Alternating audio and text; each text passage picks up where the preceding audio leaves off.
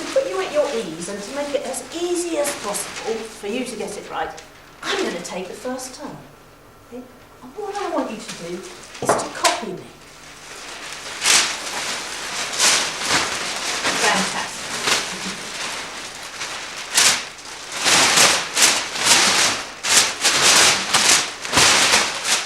I went to an international autism conference and saw Gina doing a workshop with lots of her exciting visual exercises, and I was really impressed because it was very different from a lot of things I'd seen before around autism. It was fun and it was quite exciting, and I just left feeling very sort of motivated, and I thought it would be great to get some training with Gina. I'd never heard of it before then.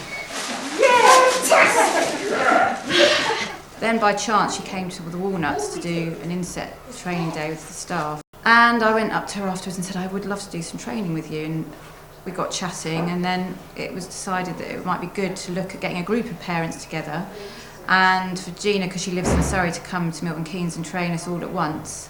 And also the infant department or site is also a training centre, so it made sense to do some of the training here, and the fact that our children are also attending this site meant that they'd be here to do the training with us, which for me as a parent sounded like a really good idea, because often you go on these courses, you have all the theory, but your child isn't there. When you go home and try it out, it doesn't always work. Often it doesn't work, and it's a bit disheartening.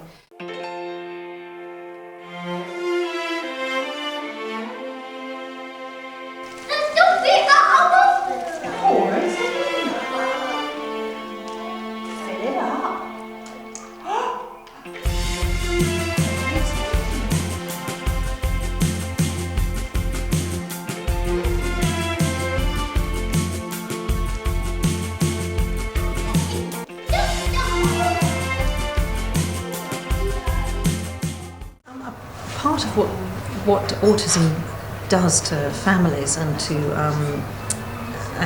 parents is that it makes people feel very anxious about the parenting side of things, because often what you would do with a typically developing child doesn't seem to work in quite the same way. And it's really a question of understanding how autism affects the child in the way that they interact with the world and people, and how it changes things. And in order to make family life joyful and for the whole family to flourish, it's about, let's see how we can help the child make sense of the world and help the parents understand how perhaps the ways they're going to explain things to the children, or some of the expectations they have of the children, just needs to be presented slightly differently in order for the children to get the idea.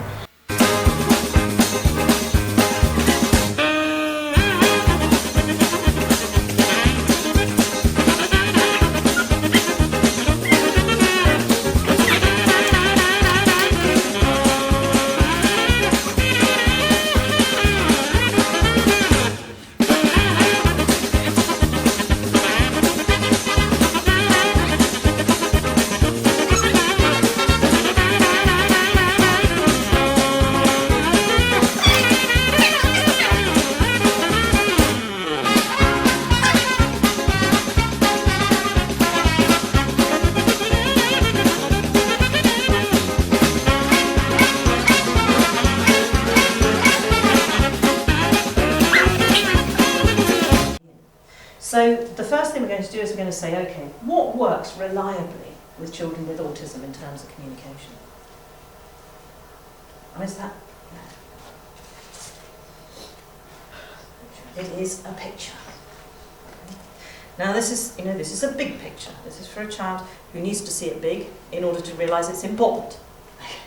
Sometimes the pictures we use, are quite small, aren't they?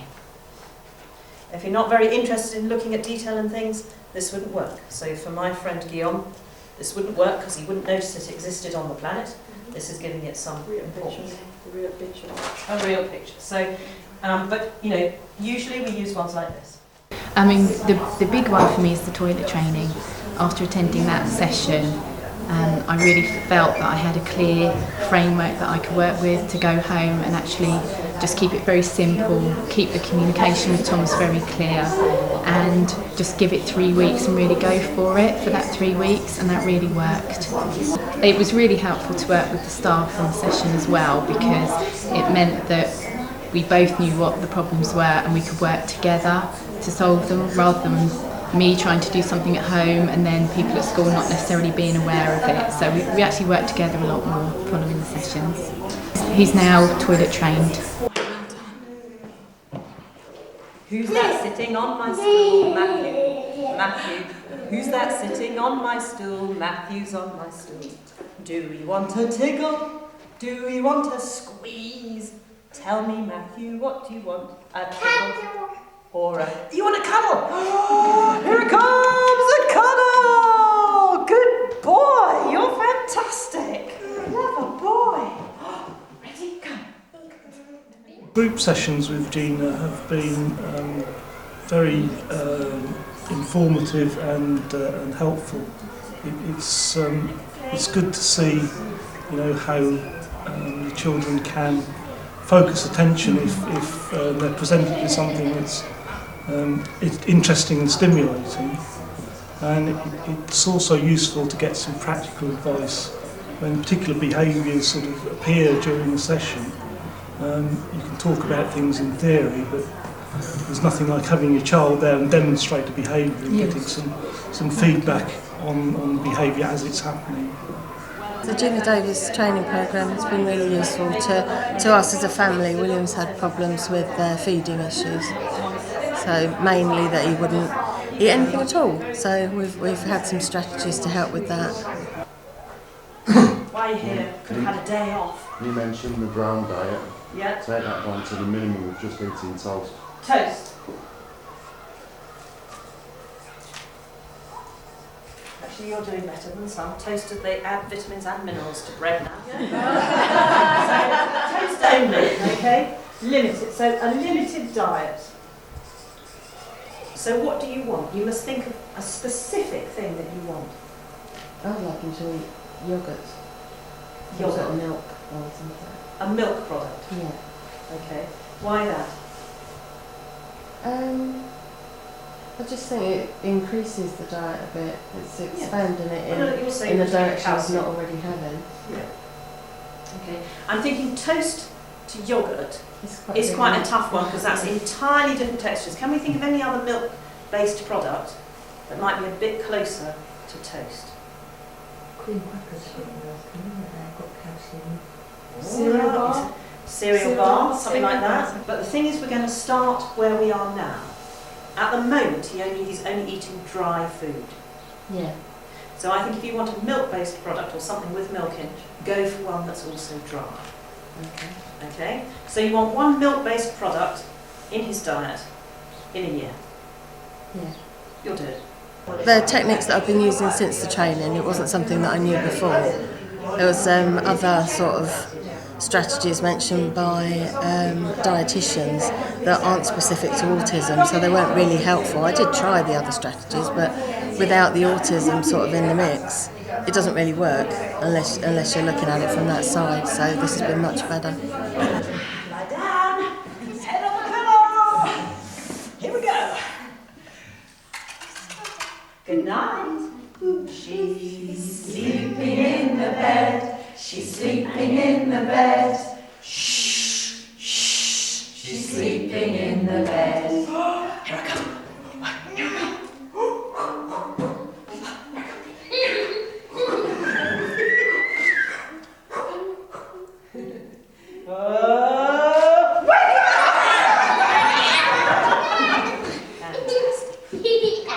I do feel a lot more confident about dealing with Thomas at home now because before I was quite overwhelmed by one big problem, and I think what I've learned on this course is to take small steps towards improving and not to try and tackle everything at once.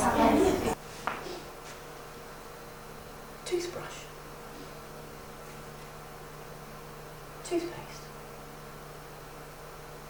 All I've done is the reverse of what we typically do with children. So normally what we do with children is, hold on a minute, let me get the toothbrush and the toothpaste, we're going to look at squeezing it out. I say it first, and then I get it. That's what we typically do with children, is we use language first and show them second. In autism, it's a toothbrush. I let you engage with it visually first. Look first, add the word once they're locked on. Right? It's such a simple technique, and it's just a question. Toothpaste. Make sure that they've seen it before you label it. It's so simple, and make an absolutely incredible difference. So on your board, I'd like to go and drawing. Remember that you've lost an opportunity to share the message with your child if you draw it and they can't see it. Draw it facing the child, and the child begins to realise that something's happening. I think after we had a session on teeth cleaning, since then we basically started to clean our children's teeth every day. Sort of sorted out little boxes with toothpaste and toothbrush, a mirror. Emma now brushing her teeth and looking in the mirror. Eye model as well. Yeah, that session was particularly useful, and we're brushing teeth every night.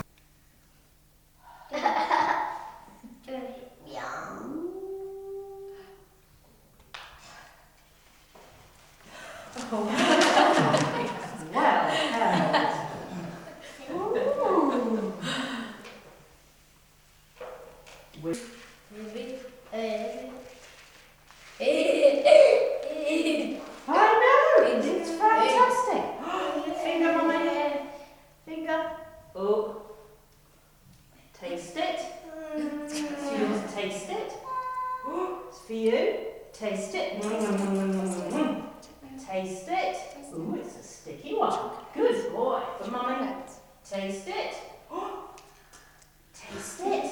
Good girl. Oh. Good girl. Taste it. Taste it. I think with Gina's training, because of the sort of person she is, she makes it very, very relevant. She doesn't judge you. She makes you feel like it's all right to have these feelings, and then you find out that other people feel the same. So you come away just thinking, yeah, I'm doing my best, and she gives you the tools to, do something practical with your child, which I have been doing at home, which has already made a difference. We've made quite a few strips and visual strips for parents, and things that parents are doing at home we're also doing at school, so there's a lot more communication in homeschool books and through the phone. Parents have also been making appointments to come and see us, which has been fantastic, which we probably wouldn't have got if we hadn't got on the course. I think very often when I'm running the workshops, they are just for parents, but really, to get the best out of it, we need everybody who's involved with the child. It makes a huge difference, but it's really about putting the parents at the centre of that. They need to be the ones that decide what it is they want to focus on and to follow through, and the rest of us are there to support the parents in the longer term.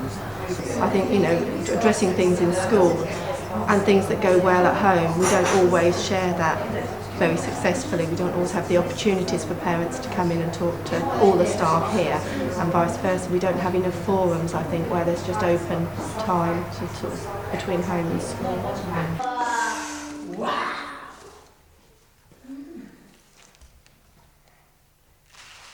We've certainly used Gina's approaches, so things like the attention groups are now running through the school in particular classes, and I think having this ongoing support has made me a lot more confident in terms of supporting the staff, training the other staff up in terms of starting those approaches through the school, and again the real emphasis on visual approaches. Again, more confident looking through different areas in the school, making sure the visual approaches are being used, trying to link up with residential again. So yeah, that's been really useful. It's been great to meet with other parents and hear their stories, because you do realise that you're not alone. Of course, your children go to the same school as theirs, but you don't get many opportunities when your child's at a special needs school to meet with other parents. You don't generally see them at the school gate, because a lot of children come on council transport. And also to have some of the staff attending the sessions has been really, really useful Just because of that communication, just to be able to sit and get to know members of staff. Coming month by month has really meant, I think, that we've been able to think about some of her ideas, introduce them into school, try them with different classes and different parents. She's also been there as a backup, so when perhaps we've come up with an issue or a difficulty, she's been there to kind of think of some different strategies for overcoming that.